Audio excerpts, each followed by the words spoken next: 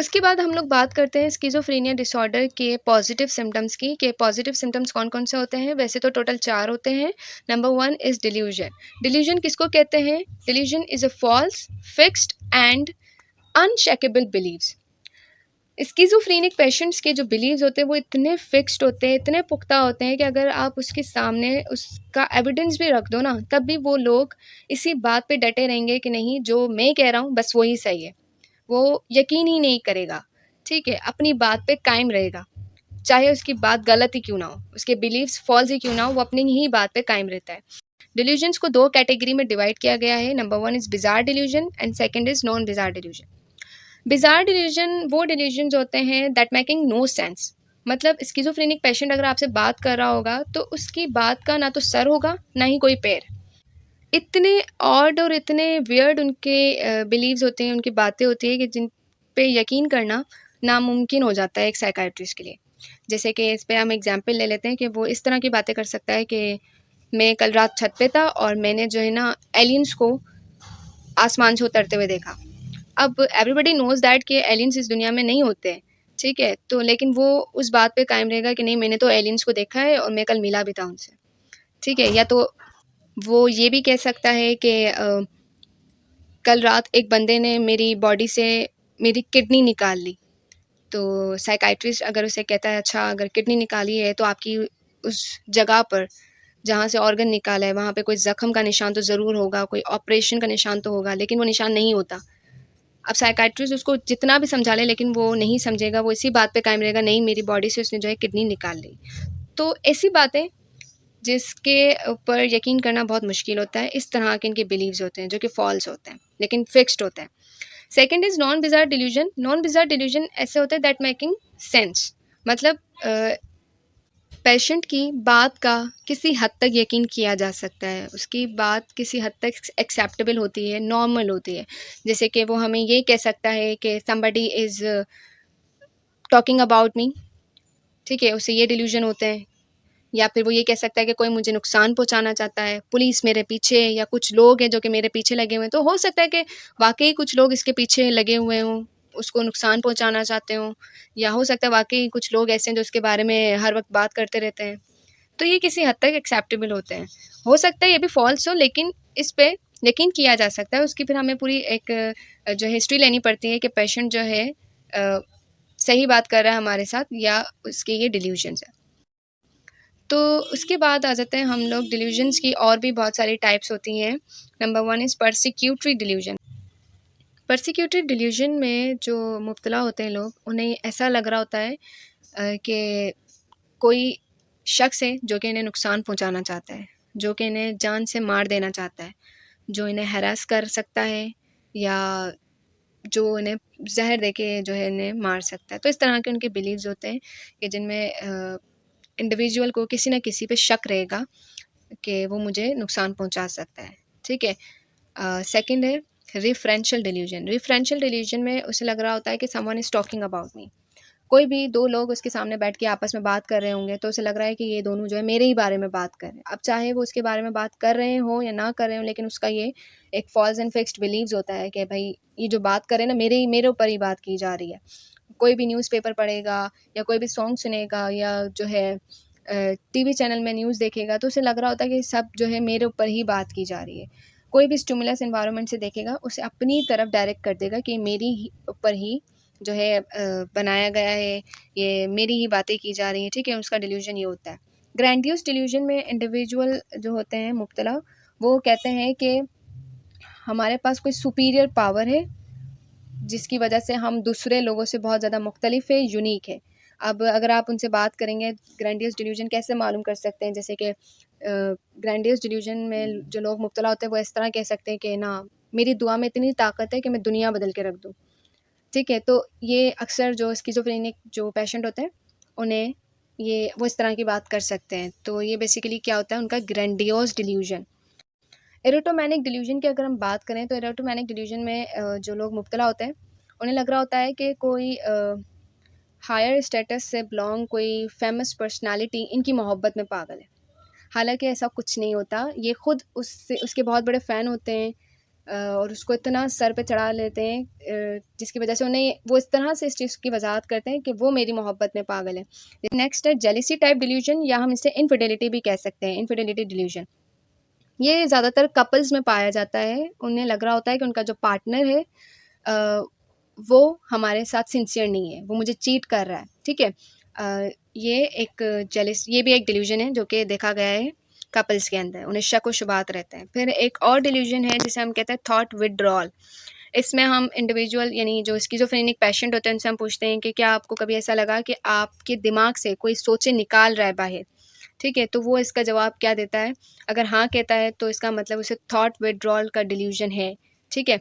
उसके बाद thought insertion में क्या होता है कि हम उससे पूछते हैं कि आपको कभी ऐसा महसूस हुआ कि कोई आपके दिमाग में थॉट इंसर्ट कर रहा है, डाल रहा है, अपनी सोचें डाल रहा है?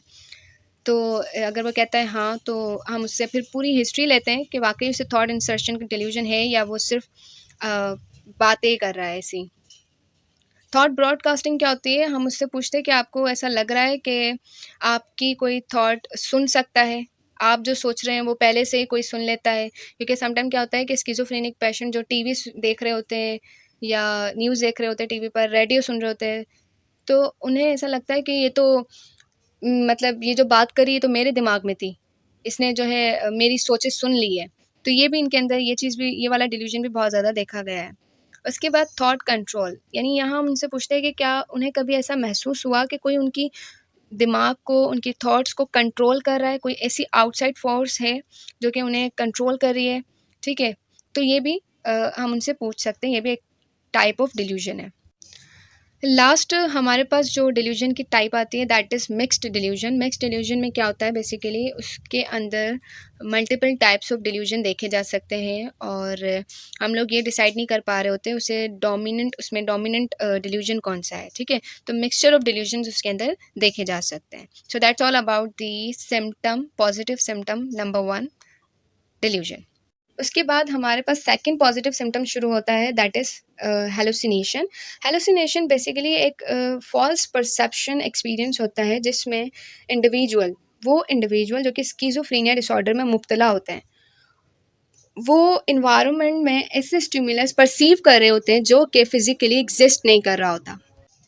मतलब यहाँ पे स्किज़ोफ्रेनिक पेशेंट एनवायरनमेंट में ऐसी चीज़ें देख रहे होते हैं या ऐसी बातें उन्हें सुनाई दे रही होती हैं, आवाज़ें उन्हें सुनाई दे रही होती है या ऐसे हाथों पे, पूरी बॉडी पे कुछ ऐसा महसूस हो रहा होता है, टच जो कि फ़िज़िकली प्रेज़ेंट नहीं होता, लेकिन वो उस चीज़ को महसूस कर रहे होते हैं, ठीक है? अब ये हर सेंसरी मोडालिटी में हैलुसिनेशन हो सकते हैं।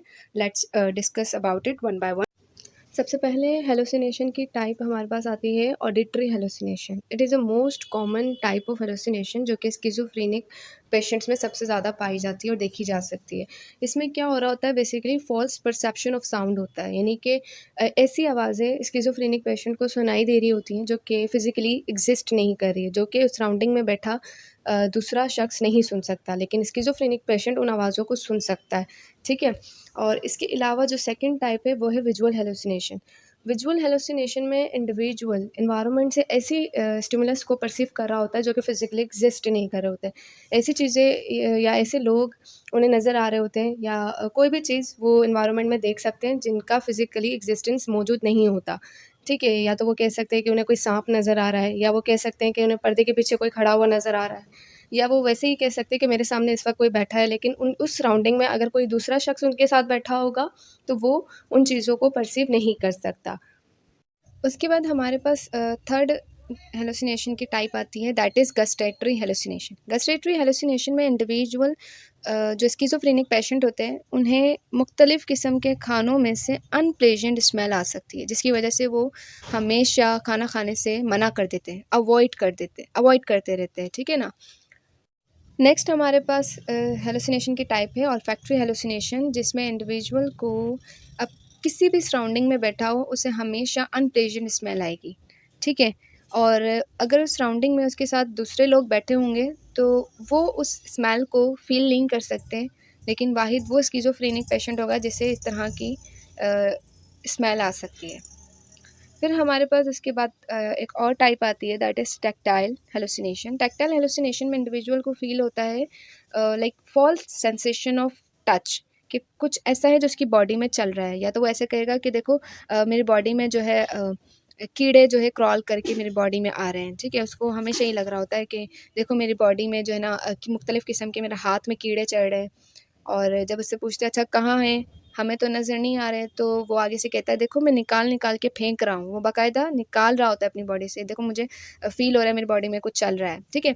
तो ये उन्हें नज़र आ रहे होते हैं, लेकिन बाकियों को नहीं नज़र आ रहे होते हैं, और उन्हें बाकायदा उन कीड़ों का चलना भी महसूस हो रहा होता है, उसकी वो सेंसेशन भी फ़ील कर सकते हैं। और ये तो 5 सेंसरी मोडालिटी में थी हैलुसिनेशन की टाइप्स जो कि मैंने आपको बताई। Third positive symptom that is disorganised speech and thoughts. अब एक स्किज़ोफ्रेनिक पेशेंट की स्पीच और उसकी थॉट पैटर्न अगर डिसऑर्गेनाइज्ड है, तो ये हम कैसे पता करेंगे? ऑब्वियसली स्पीच पैटर्न हमें पता चल जाएगा वेदर इट इज़ ऑर्गेनाइज्ड और डिसऑर्गेनाइज्ड जब हम उससे बात करेंगे। उस पेशेंट से जब हम कम्युनिकेट करेंगे तो उसकी बातों से हमें अंदाज़ा हो जाएगा कि उसके स्पीच पैटर्न कैसे हैं।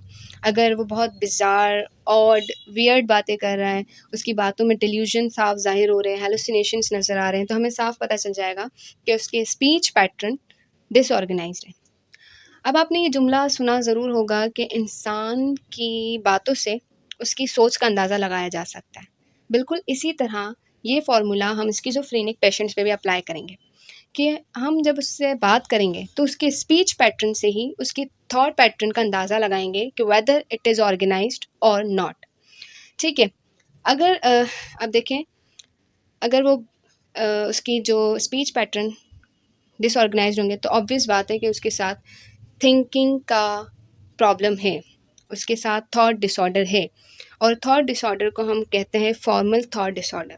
फॉर्मल थॉट डिसऑर्डर एक ऐसा डिसऑर्डर जिसमें उसकी थिंकिंग पैटर्न्स डिसऑर्गेनाइज्ड हो जाते हैं, ठीक है? और उसके अंदर से ये एबिलिटी ख़त्म हो जाती है कि how to sustain a logical thinking pattern, right? Logical thinking pattern क्या होता है? जैसे अगर एक नॉर्मल इंडिविजुअल की बात की जाए, तो अगर हम उससे बात करेंगे तो जो सवाल किया जाएगा ऑब्वियसली वो वही बात उसी बात का जो है जवाब देगा, ठीक है ना? लॉजिकल वे में, ठीक है? और जो है अगर मैं फॉर एग्ज़ाम्पल पूछ लेती हूँ इंडिविजुअल से कि यार ये गिलास कहाँ रखा है?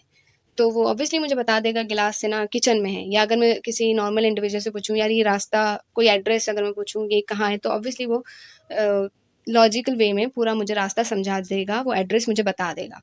तो इसको हम कहते हैं लॉजिकल थॉट पैटर्न या लॉजिकल थिंकिंग पैटर्न।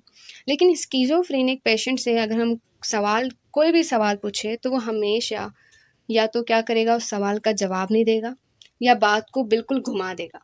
तो इस चीज़ को हम कहते हैं इनकोहेरेंट थॉट पैटर्न, ठीक है?